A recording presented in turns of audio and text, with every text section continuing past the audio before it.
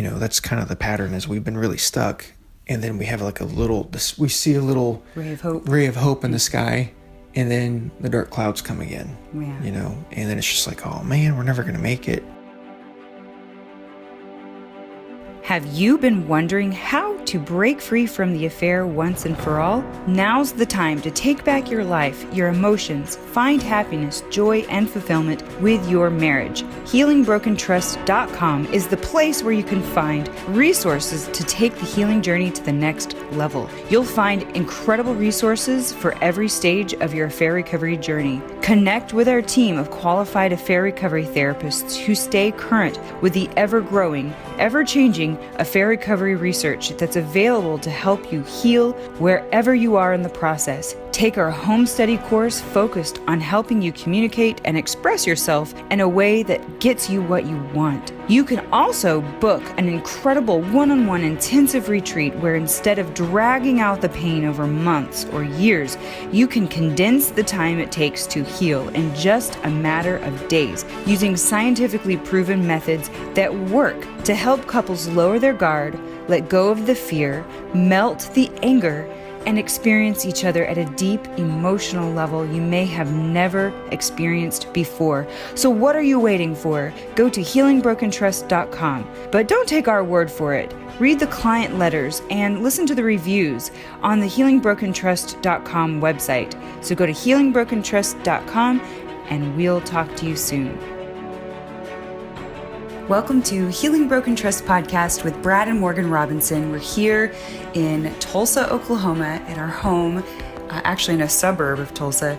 And it's a bright and early morning before baby gets up. So we're excited to be with you this morning and to talk with you about this very important topic. This topic is so important because so many people struggle with this, and it's actually reverting back to old patterns. After we've made progress and we're feeling good, and all of a sudden we slide backwards. So we're going to talk about this reverting back to old patterns. And actually today I'm going to give you 3 tips for this topic, and we call it in therapy speak re-escalation. So reverting back to old patterns. So 3 tips for re-escalation. And so the first thing I want to do is start with kind of a definition of this re-escalation. I'm going to talk a little bit more about that. So what to do when you think you're doing well and then all of a sudden it gets bad again. Re-escalation is when you've made progress and then all of a sudden you revert back to old patterns and habits. So this can be so discouraging because you either went to marriage counseling and got a lot of help and you got a lot out of it and felt like you were completely healed and you're like, yes, this is great. And you came away thinking, wow, we've gotten through this. And then something happens and then you've fallen backwards. Or sometimes it's not an event or anything that happened necessarily, but you fell back into these old patterns and you slid back into the issues that were present before the affair even, and you're really concerned that you're heading for trouble again, right? So Can you give us your sort of definition of re-escalation, Brad? Okay. Yeah, I'll give mine. Morgan, I want you to give yours too. I like yours a lot. Thank you. I would say re-escalation is when you're making progress in your relationship, either through therapy or maybe even working on your marriage on your own, and you hit a roadblock and the bottom falls out. And when the bottom falls out, you feel like, here we go again. We're never going to really get out of this negative cycle. And this is a key part of re-escalation, is you feel utterly hopeless. It's like we've done this, and now we feel utterly hopeless. And you kind of think to yourself, we're hopeless, we're going to stay here, we suck, we're not good together. But in reality, re-escalation is actually a pretty normal and natural phenomenon. Absolutely. When working through trust issues or even just relationship issues. Absolutely, yeah. And so, but that hopelessness is a key part of it. Yeah, definitely. And I'll let you get to yours, but I just wanted to say that hopelessness is a key part of it, because when you feel hopeless, you don't feel like trying again. You're like, everything we already did, I've already gone to the gym and lost weight, and then I found myself putting it back on, gained 30 pounds again. Like you just get stuck in this cycle of helplessness and hopelessness. That can be really self-defeating, really dangerous. Yeah, and it's really scary too, because people, they they put all of their trust in therapy or like a book or whatever they're trying to do to rebuild their relationship, and they think, oh my gosh, it didn't work, and it can be really defeating. And then we have this kind of another group of people. They don't go to marriage counseling. They feel like they were able to kind of move on and let time heal the wounds, and then the problems escalate. Oh yeah. And I just want to sort of make a distinction here that there's a difference between escalation and re-escalation. Yeah. They think, wait, we should be over this, but it's not quite what we mean by re-escalation, because they never de-escalated to begin with. They just sort of buried the problems. So the problems went from bad to worse. They escalated, but they didn't really do what they needed to actually heal the relationship, which that kind of leads us to the 3 points that we have, right? The tips that we wanted to give to you today. We're really talking about those couples who did work on the marriage and did, make it out of the negative cycle. They did de-escalate from, arguing or avoiding, and they're sort of reflaring those issues. So it's sort of flaring back up.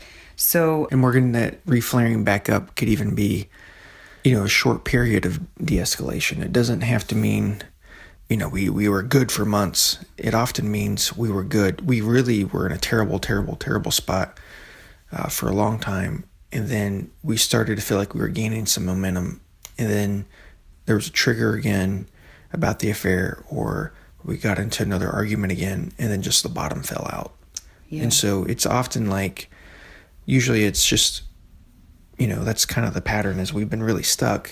And then we have like we see a little ray of hope in the sky, and then the dark clouds come again. Yeah. And then it's just like, oh man, we're never going to make it. Yeah. We're never going to get off this boat. We're never going to make it to the homeland. Yeah. And you know what I think I've heard a lot of people say too is they went to the therapy session, they went to their counseling session, and they saw this ray of hope in the however long the session was, 2-hour, 3-hour session. And then they leave, and immediately they fall into their patterns, and they get really discouraged. And really, it's just the process, right? You've got to go through the process. And yeah, so it could be like immediately after a counseling session, and that can be very discouraging. It could be that you finished or you quit therapy, and then a couple of weeks later you re-escalate, and you're like, what the heck? Yeah. This is a normal pattern. And there's a few things that we're going to talk about that will help you to avoid bottoming out, to help you avoid true re-escalation. Yeah. Right? Yeah. Morgan, before we get to those tips, yes. I want to kind of explain. Why does it happen? Yeah. Why does it happen? But also just some examples that I've seen. Yeah. Thank you. And so re-escalation tends to happen when we least expect it. We're feeling better. We're feeling like we're getting our mojo. We're getting some momentum. It happens when we're making progress, or at the very least, when we feel like the storm has been calmed to a degree. The feeling is like, whew, we just had a close call. And some examples of that I've seen, and I've got about 6 of them, is, one of them is the affair has ended, and there's an immediate sense of closeness between a couple. But then the questions start, and the obsessiveness starts about the affair. So it's just over. You're feeling closer. They've revealed something. The affair's over, and they're no longer avoiding. They're no longer, disengaged from the marriage. And so there's that immediate sense of relief and closeness that happens. But then it's like, wait a second, you've been cheating on me this whole time? It's like, I got a lot of questions about this. Yeah. Is our whole marriage a lie? It's so kind of the mind worm starts, the obsessiveness starts. Here, another is we're in marriage counseling together, but we're not actually getting the length of time that we need. We need longer sessions. Maybe we're only doing an hour a week, and we're not even, I remember when we did premarital counseling, it was 45-minute sessions, and it took about 40 minutes just to feel comfortable. Yeah. And so it was over. It's crazy. Yeah, it was over. As soon as I felt comfortable with the guy, it was over. And so, maybe doing an hour a week.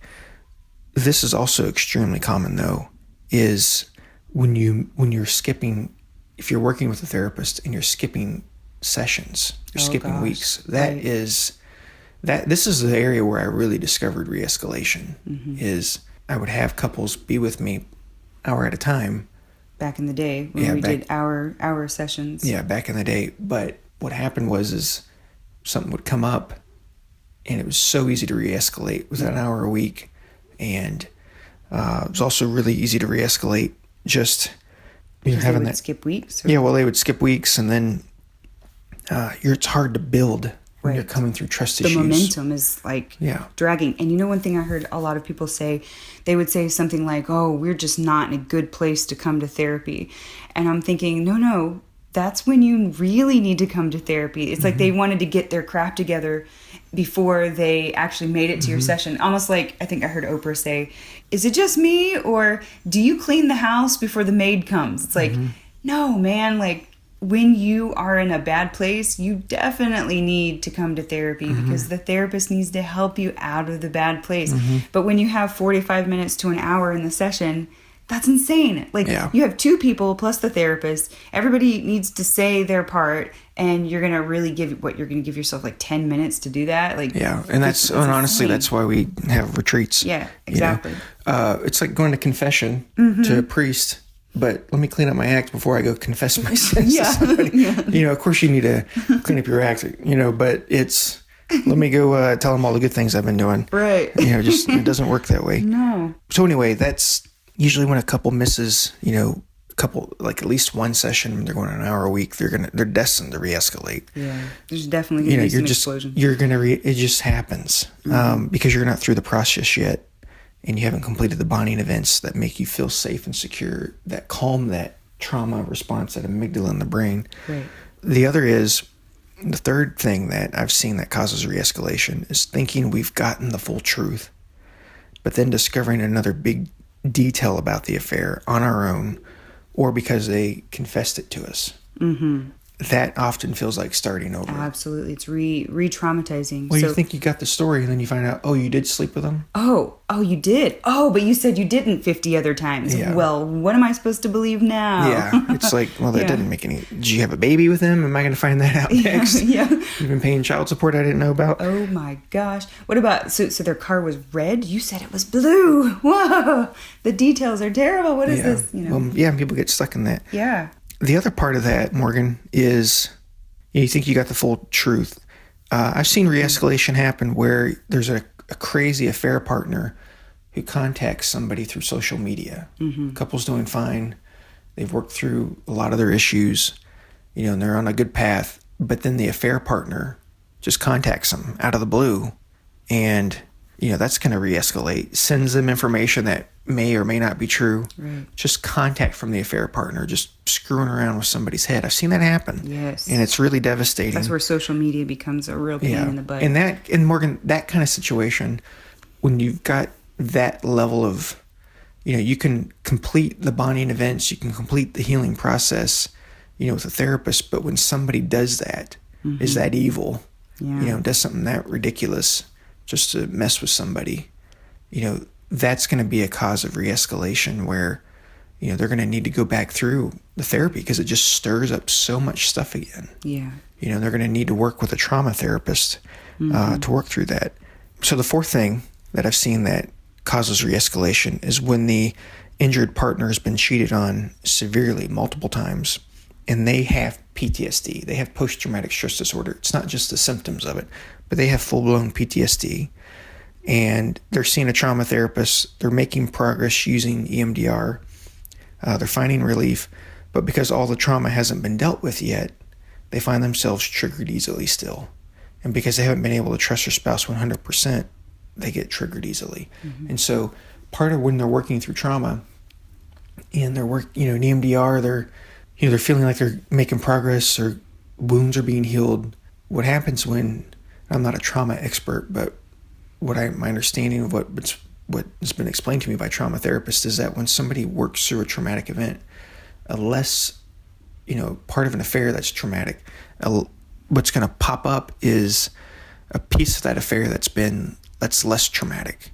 Like a trauma therapist will work with the part that's the core, her most hurtful part first, to bring quick relief. But then later you've got the smaller issues that are there.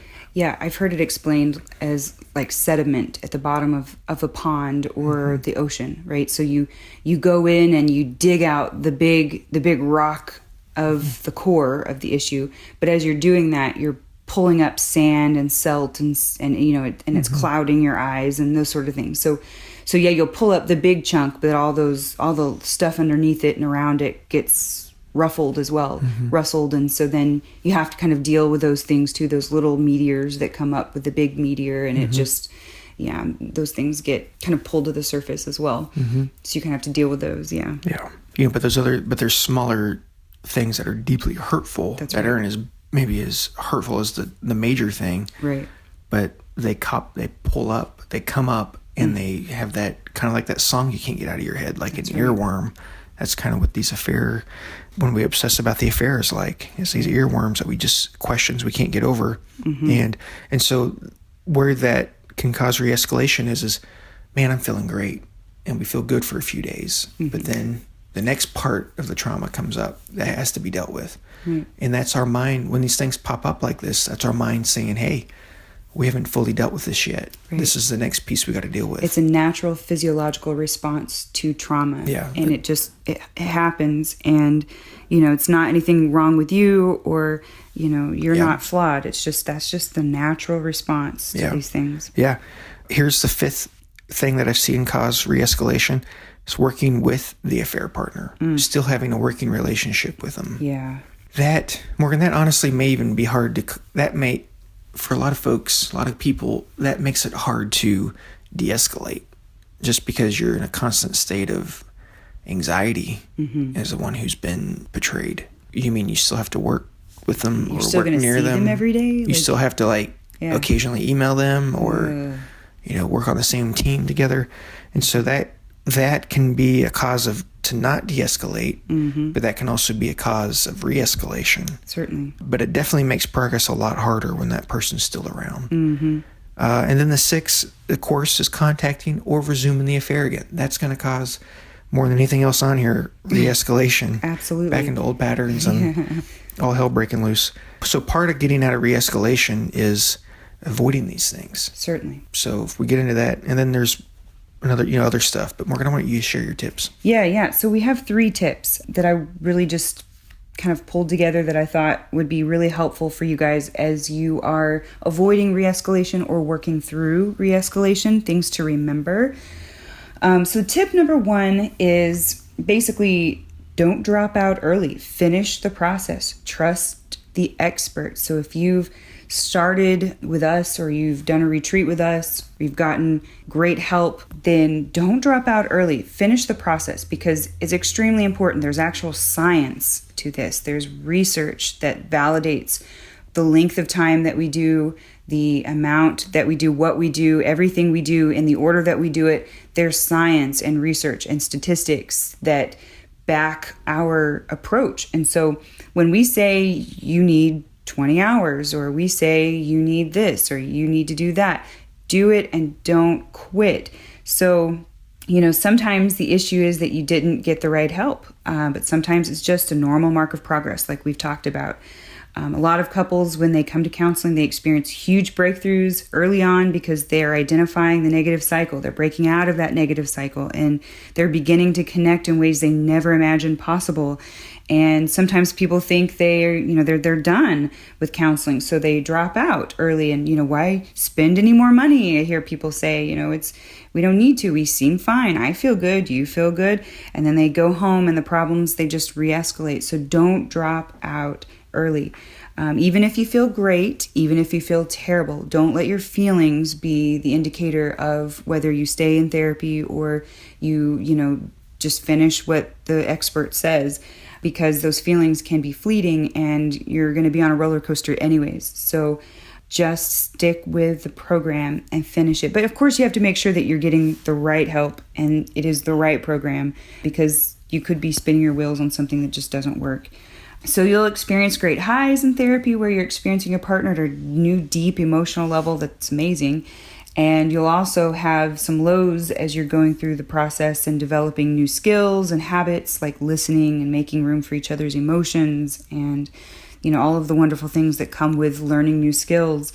And another major reason couples re-escalate extends from the previous point, which is you didn't complete the process, right? You must reestablish the bond that we're going to talk about. We've talked about in previous episodes. So reestablishing the bond through bonding events facilitated in the session. And I have I think a pretty fun example, or I'll just jump into it, right? So let's pretend you have a parachute and you're about to jump out of a plane, however many thousands of miles up in the air, right? You shove that parachute into the backpack and secure the pack to your back, but you fail to fully secure the chute inside the holding area, right? The chute's just not in there. You didn't zip it up or whatever, but you shoved it in there and you put it on your back. It's nice and secure, and you jump out of the plane. What do you think's going to happen, right? I mean, you jump out of the plane and the chute just falls out like a big giant mess, and it's too early and all of that. So, it's a big, huge issue, right? Well, it's kind of like that. When we're jumping out of therapy too soon without fully securing the bond between the couple, then we're going to re-escalate, right? There's going to be some re-escalation. It's much worse, right, dear? So that leads me to tip number 2. Make sure the therapist knows how to help you with bonding events. Brad, we've talked lots about bonding events. Do you remember which episode that was? I think it might be episode 25. Okay. Yes. Yeah. Definitely go back and listen to that one, because that's huge. The title is Brad's favorite topic. Yeah, favorite topic. But it's a really important topic. So don't gloss over that one. Bonding events, it's huge, because people think, oh, we're not fighting anymore. Great. We're out of our negative cycle. Fantastic. We've done these things. We're feeling good. Let's just, save us some money, or whatever people think. But then they go back home and they re-escalate. Well, these bonding events are huge. So the tip number 2, make sure the therapist knows how to help you with bonding events. Can I say something, Morgan, about that? I just had a couple this week that had finished therapy. What they did is they completed these bonding events, and they were an extremely happy couple. The wife had a history of trauma and feeling been abused by every man in her life, including close family members. She's married to her husband, really can't trust him at all, because she's never been able to trust anybody, really, man or woman, never been able to trust anybody, really. These bonding events have really, what in therapeutic terms, it's revised her view of what's called self and other. And so these bonding events have really helped her see his love and not doubt him, to see his intentions and his effort. And bonding events for him have done the same thing. It's helped him really be able to be his true self with her. The only person he's really ever been able to be himself with is like a therapist in a therapy office. But with her, he's been able to be his true self. And so when you can trust somebody and you can be your true self, and you know that they love you and they like you, that's going to create a revision of our view of self and others. So you see yourself as lovable when you can be yourself and feel accepted. And then you see yourself as lovable when your spouse trusts you for him, so he can be himself and show himself. But for her, her revision of self and other, where when you have that revision of self and other, it creates a benefit of the doubt. It's, instead of being suspicious, you're able to be trusting. And for her, what that did is it really allowed her to not be hypervigilant and to not feel insecure or jealous of other people, because she knew she was loved and lovable. And for both of these guys, both of these individuals, it was really the first time in their life that they've really ever been able to feel this with anybody, experience this with anybody. And it was really amazing to create that for somebody. And so these bonding events are really where the change takes place. Yes. And it's not just in the homework or, communication techniques. It's in bearing your soul to somebody and them seeing you and you asking for a need to be met and them liking you and accepting you. There is a change that occurs in the split second of time that creates what's called secure attachment with somebody. And so anything short of that tends not to work. And that's kind of what we're talking about, like when people go to therapy and then they drop out or they skip weeks. You're making it harder to get to that point, because to get to a point where you can bare your soul to somebody, you have to feel like they're going to empathetically and compassionately respond to you with acceptance. And they're going to love that part of you unconditionally.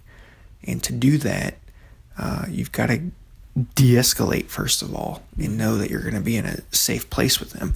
And so anyway, that's why these bonding events are so important. Yes, absolutely. I really appreciate that explanation. And so really being able to experience your partner at a deeper emotional level, it takes time, and it takes consistency, and it takes the right help, and all of those things together. And it's a beautiful example. Congratulations to that couple for sure. This couple, I've only seen couples that happy, genuinely happy and loving, who've completed bonding events. Yeah. You know, a lot of people can put on a good face and fake it. Right. But I've never seen any couple be that happy who hasn't completed a bonding event, like with each other. Right. Because there's a sense of security. It's almost like how a child feels safe with their mother. That's what this is like. You feel that way with each other. You know they've got your back. You know that they are thinking about you, and that they care about you, and that you're their top priority. And that's what they had. Right. And it was really beautiful to see and get to be a part of that with all the couples that I see. So the image that comes to my mind, this might be terrible, so forgive me if it's terrible, but the image that comes to my mind is you've been through this terrible car accident, right? And you've got these deep, like giant pieces of glass just lodged into your flesh, right? And you go to the surgeon, and the surgeon's like pulling out these little pieces of glass, and you start to feel a little bit better because this glass is like out of your skin. And then he pulls out this giant piece of glass that's been like a dagger in your eye or something, you know, like, and you're like, oh my gosh, I'm so glad that weight is off of my body. But then it's like the bonding events are this, you know, the antiseptic, and then the stitching, and now the stitching is like closing up, and you're like, wow, this is like, I'm a whole new person again. I'm whole again. And it's this great feeling that you get because all this heavy glass is off your body and out of your wounds, and you're starting to feel good. So those bonding events, I mean, yeah, it feels great through the process, you know, especially if you have anesthesia, whatever, like the pain meds. But which is like getting out of the negative cycle and like having those little mini events, you know, where you're connecting and sharing, and your spouse is like, wow, I love this person, but I'm afraid, you know, this kind of back and forth. But it still feels good because you're like, wow, this is much better than it was before. They never shared this with me before. We've never been this close before. But then you know, so anyways, so the bonding events is like when you're starting to really seal up that wound, but you know what's underneath it is solid, and it's going to heal even more. And it's actually going to get where it needs to go with time. Does that make sense? That kind of example? Yeah, you're removing like the big chunks. You're moving the big chunks, not just the tiny ones. Yeah, absolutely. So the third tip really is this last point we want to make is that knowing that some re-escalation is going to happen. It helps to know that through the process, before really securing things with those bonding events, you're going to have little re-escalations. You're going to have big re-escalations. It's just part of it. Yeah, and Morgan, the reason that re-escalation is probably going to happen is you haven't really finished those bonding events. Well, those bonding events create a feeling of safety and security with each other, where we're able to give each other the true benefit of the doubt and truly trust each other. And when we can do that, that's when we don't get stuck in the negative cycle. And so anything short of that, we're most likely to going to get stuck in the negative cycle eventually and re-escalate eventually until those bonding events are completed. Because it's that feeling of not being safe that really creates the negative cycle to begin with. It's not just a criticism or that they avoid us or shut down, or, you know, the criticism we experience. That's part of it, but the real reason that we get into these negative cycles and get stuck with them for each individual is they don't feel safe emotionally with each other. And those bonding events are what create that. That's safety. That's safety. Absolutely. Really, this last part is every couple, great couples, will have moments where they escalate and re-escalate. It's just what's going to happen, and you know, we're human, really. That's why. But also, like you're saying, it's like you're lifting the surface level, which is the criticism, the avoidance. You're lifting that up. You're working through that. You're getting rid of some of that, and then you're working towards that deeper thing. So knowing that it will happen helps to keep calm and not lose hope. So when you get to that place, you can see it. Oh, I can see this. I see what what they told me was going to happen. We're going to have these arguments. We're going to have these things here and there. Yeah, and you're right, Morgan. It's good to know about this. So when it does happen, yes, you're not like surprised. Yeah, you're not like, oh my gosh, what happened here? We're terrible. We don't belong together. Right. I think that's important what you're saying. So I think the tip. I'll just get to the tip. Be prepared when you re-escalate. It happens to the best of couples. It happens to anybody who's going through this process. So just be prepared. And how do you be prepared? You know that it's going to happen. You recognize the negative cycle. You recognize that, we are just re-escalating. Let's just step back. Let's go to therapy. Let's have empathy for ourselves. Let's be kind to ourselves and keep your therapist on speed dial, right? The office. So re-escalation happens when you are diligently coming to therapy. Even it's just a mark of something good sometimes, because and Brad, we've seen a lot of avoiders where when they come to therapy, sometimes they'll say things like, we're just fighting more. I didn't want us to fight, but it's not fighting. It's just, you're learning, actually talking about the issues. You're learning to reconnect. You're learning to communicate. Well, you're actually talking about the issues instead of sweeping under the rug. Absolutely. And your spouse has a different opinion, and they're voicing that. Right, and they never voiced it probably before. Well, you never dealt with it before. Exactly. So, Morgan, I wanted to talk about how to resolve re-escalation. Your tips are great. The things I mentioned on what causes re-escalation, some examples, can be a guide on how to avoid it. But usually the biggest sign of re-escalation is people just have this defeated attitude now. They just, they lose hope. And so don't lose hope. Just know it's normal and that it's a likely cause of not going to therapy like you need to be going, or you're working with therapy and you're getting stuck and you're not working with an expert who can help you through it. So that's kind of why we have for retreats. And so a big part of this is it's a normal process that has its normal ups and downs. And you're more likely to experience things like re-escalation when you're working through trust issues than just normal communication issues. Absolutely. Because there's more fire in the cycle. Right. There's more triggers to trauma. There's more reminders. And so it's more likely you're going to experience things like that. So don't lose hope. Absolutely. And ways to not lose hope are that third tip. Just be prepared for it.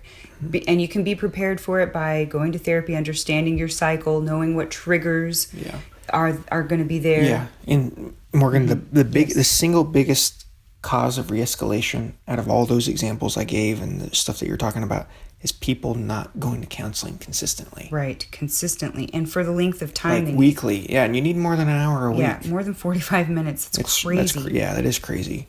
Those are our ideas on re-escalation. If you're a therapist out there, sometimes people will ask, okay, can I do 2 sessions of 45 minutes? But truly what you need is 1 session that's a long session, 2 or 3 hours. And the reason for that, or a retreat like we do, the retreats are even more effective. The reason for that is because you just get started and then you cut it off. And then you try to come back for another appointment, like on another day in the week. And that's, you're just doing the same thing again. It takes a while to get down to the roots and to really get comfortable in the session. Yeah, and retreats are great, Morgan, because you can really get through the whole process. That's right. And I've done that with several couples on retreats where you can really get through bonding events and they're doing great and fantastic. Where retreats aren't appropriate for a couple is when they're stuck in, basically when they need a polygraph test. And that's all they want, is they just want a polygraph test. Well, it's not just that. They're still not more, you're still lying to me. No, I'm not lying to you. But I don't trust you. I don't believe you. Yeah, I don't believe you. It's just back and forth. They get caught in that part, and it's hard to really get anywhere with that because, you're lying to me. No, I'm not lying to you. That's their whole negative cycle. And so it's hard to create that kind of emotional trust and safety when you don't feel like you have got the whole story yet. You may feel like part of your spouse is holding things, but it's whenever we get entrenched in that cycle, that's when retreats aren't appropriate. Okay, and we can probably talk more about that. Yeah, we can talk about that. Yeah. Thank you for listening. Yes. Thank you for making us the #1 podcast in iTunes. Absolutely. On affair recovery. Woo, thank you. And so Thank you very much, and feel free to contact our office, visit our website, healingbrokentrust.com, and we look forward to meeting you there. Thank you. Thank you for listening to this episode of Healing Broken Trust podcast. Are you ready to take the next step? Go to healingbrokentrust.com and schedule your one-on-one coaching call today. That's healingbrokentrust.com.